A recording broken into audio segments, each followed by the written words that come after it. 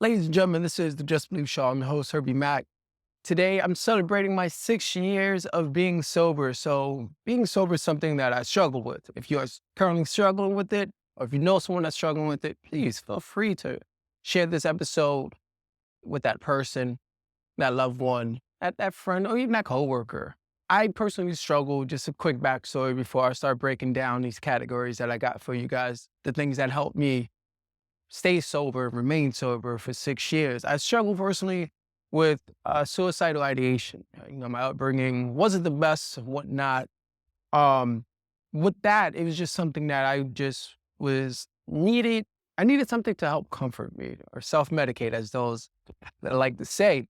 And the thing that I used was alcohol. I thought that was like easy. I thought it was something that anyone, you see so many commercials, so many beer commercials, so many alcohol commercials, it's just normalized.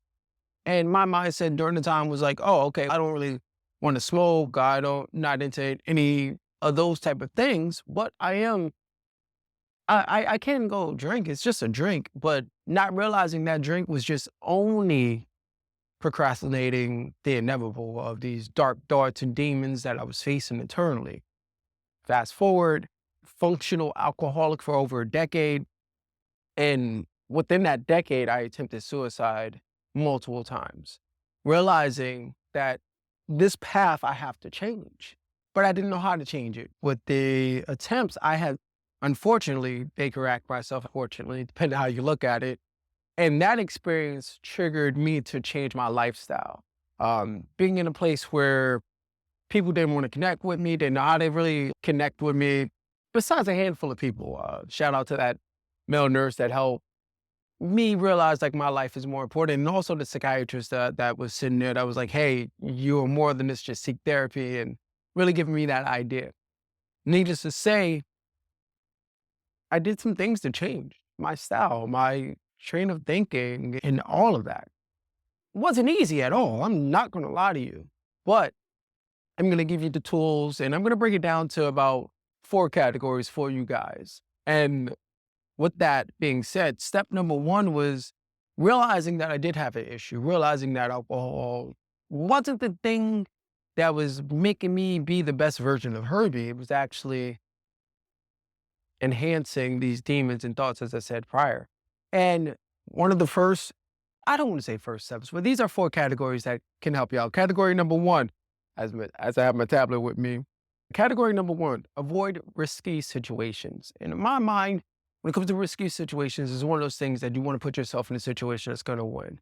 If you know that you are currently struggling with things as far as drinking or being around people that's using whatever substance, don't go. If you have buddies that saying, hey, let's go out. It's Saturday. Let's go party. Let's go do this.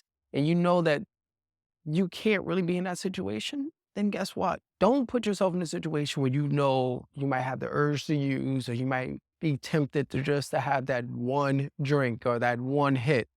It never ends up just that one. It's just activate, hey, we already did it. Might as well just keep going. And you don't want to do that.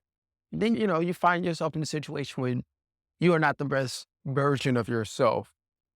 Always try to stay clear past of that and avoid that. I'm going to give you an example. So I lived next to a liquor store that I was always going to. And with that liquor store, it was easy for me to, it's just like right around the corner, and I was always there. So I took an alternate route to avoid that liquor store. Yeah, it drove me out my way another 15, 20 minutes. But guess what? It was worth it. I didn't have the urge. I put myself in a winning situation. So when I got home, I didn't have to be like, oh, hey, let me go drink this. No, instead, I was like, oh, hey, I'm home. I have all this extra energy. Let me do something different. Let me go to the gym. And at the gym, I don't think they serve any alcohol. Haven't seen that yet. Category number 2, building a support system and finding a support group that gets you. I put this all in the same category because when you're having your challenges, you want to find people that's not going to judge you, that's not going to sit there and be like, man, you're always bothering me. And that is very challenging to find. Some may be family, some may be friends, some may be coworkers, or some may even be a sponsor. You probably, what is a sponsor? So a sponsor is someone that you can find who has been sober for X amount of months or years that is going to hold you accountable and saying, hey, if you're feeling like this, if you feel like the urge to use, guess what? Try these steps. Try to do something to help get yourself out of that risky situation. But also, they can just sit there and they can be that arm that you could just cry on or vent to that's not going to judge you. And when you're thinking about a sponsor, you're probably wondering where can you find one? You can honestly find one at an AA or a NA. And you're like, man, what is that? So these are groups that if you are Alcoholics Anonymous, then you can sit back and you can join them. You don't necessarily have to speak right away and say, hey, this is my whole life story. This is why I'm struggling. This is why I can't say so. But you could just sit there and be a fly on the wall. Also, in what is the other one? Narcotics Anonymous as well. That one, they also, you can sit back and join. You can find them locally in your area. Now, if you're like, man, that's too much pressure. I don't want to be in person. Guess what? I got something for you. This is called In the Room. This is online. They have it from 6 a.m. to 11:59 p.m. Monday through Sunday. And it's just one of those things that they're just essentially, you could be home. They give you you can punch in virtually on like a Zoom call, or you could just do it through your phone and listen. And they do a check-in. But even though you may not talk, they may just be like, oh, hey, I'm just going to say A, right? Person A, let's just say Abby. How about that? Hey, Abby, at the last moment, they may say, hey, I'm Abby, such and such, and I'm just checking it. And that's all you have to say. I find that easier for some people because everyone's situation is different. Some people may not have the buses running or take a bus or don't have enough funds or just even now, look at this snowstorm that's like all over America. You can just literally stay home and just boom. And that's intheroom.com. And within the room, it's one of those things that like it shows whatever, and that's what I love about it. It shows whatever meeting that you're looking for to help cater whatever situation that you're going through. With that being said, category number 3, I like to call self-care and personal growth. In that category, it's one of the things to realize that self-care is something that is essential. We all have to do it. We all have to take care of ourselves. It's just one of those things. You have to put your own oxygen mask on first before even thinking about assisting others. And with that being said, we talk about managing your emotions. And managing your emotions is something that can be challenging, right? You might be triggered by something that happened at work, something that happened at school, something that happened with an argument with a loved one that may sit there and be like, you know what, this person triggered me. I want to go out and I want to go use. And that is something that you have to look at and say, that's not healthy. Just because this person got me mad or upset or they poked the beer doesn't necessarily mean that you have to go use. Not at all. Acknowledge that feeling, acknowledge that emotion and say, why am I so upset? Why is this person doing this?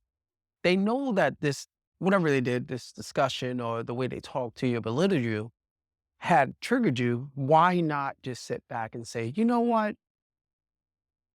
I'm not going to go use. I'm going to sit on this and really try to understand those emotions.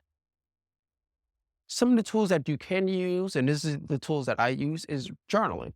So when you're journaling, it's one of the things that I love because you realize that it's not what that person said, whatever, during the discussion or belittling or whatever. It's you realize it's more about you. Man, I'm holding on to something that I've been holding on for months or even years. So let me acknowledge that. Let me actually just release these emotions. And after you do this writing, and if you want to write, you can. And there's multiple ways to journal. I just want to put that out there. Writing is one of them. Taking pictures is another one. It's like a picture journal. I do that a lot when I'm on vacations. I take pictures, especially when they bring me joy. And when those moments when I'm at a level of anger and I want to punch the hole through the wall, I look at certain pictures to help me realize, man, this what brought me joy. This helped me slow the world down. And then also you can do voice note, right? Create your own podcast, get whatever voice app that you use, and you can just release those emotions and just get it out right then and there. And then you could honestly just go back to reflect whenever you want. And it may help you understand. I find it even more beneficial than writing because now I can hear the tone of my voice. I can hear the pain, the hurt, the man, this sounds like some doubts. Let me sit on that and go back and address it. And then yeah, you may sit there and say, this is overwhelming for me. What else can I do? Honestly, you can actually go seek therapy. I just want to normalize therapy. And just like everyone's, dude, this is so expensive. I don't know what to do. Guess what? I have a solution for you. One of the things that I've found that is beneficial when it comes to looking for affordable therapy, and it's by a company that's called Open Path Collective. Open Path Collective, you can sit back and they'll help you look for a therapist that is affordable as low as $30 to even $60 that's in your area. And their website is openpath.org. And I'm going to have it not only in the description if you're watching this on YouTube or if you're listening to this on the audio, this is also going to be in the description in the show notes. And this can help out anyone. I'm a massive advocate for Open Path because I know not everyone is living that zillionaire lifestyle. And plus, you like, man, I need some help, but I may not be able to afford it. I want this to be an option for you. Also, when it's just talking about therapy and exploring these emotions, you can come up with a personal like montage. Like my thing was like, just believe that this moment shall pass. And that's how I came up with the Just Believe show. You know, believing in something to help keep me going, to help me keep going through these difficult emotions or these challenges that I was like, oh man, I believe it, it will happen, but I still have to do my part. I still have to use my friends or find some resources or have a support system that gets me, right? Looking for a therapist that I can connect with. And also that won't break the bank. So with that being said, category number 4, growing a positive mindset and maintaining a healthy wellness lifestyle. So with that being said, this kind of trickles in from a little self-care. And this is honestly just showing yourself some gratitude. Majority of us we are our worst critics. That inner critic comes kicking in and you start being harsh on yourself. Actually, don't. Just embrace it. Hey, I woke up this morning. Thank you for waking me up this morning. Thank you for allowing me to have breakfast, being able to go to school, work, have a car, whatever, right? I have a shelter. Those are things that sometimes we take for granted and you don't really show that gratitude for on yourself just for having that. These things are essentials, especially now. You just really want to just show yourself some gratitude. I can't stress it. I don't even have the proper words for it right now, but just honestly, just showing yourself gratitude. That's one of the things that will help maintain a positive mindset and stop being so hard on yourself, to be honest with you. With that being said, sometimes you may still feel a little loneliness and you're like, man, I need some more support and I don't know what to do. Have you ever considered about adopting a pet? And if you go to petfinder.com, they have shelters that you may be able to adopt a pet. And for myself, when I was going through my journey, right, my 2 cats, they was holding me down. And I was whole, just really getting that love and feedback from them. Unfortunately, one of them had passed just a few months ago.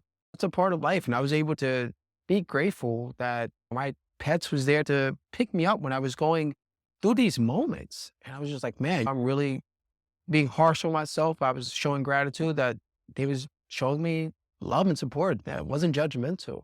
And with that being said, if you're not a cat person, if you go get a dog, guess what? This is going to segue into actually connecting with nature, and that's going for a walk. So even if you're not a pet person, I always talk about a 15-minute walk will help change your mindset so much. Just going outside, getting some fresh air.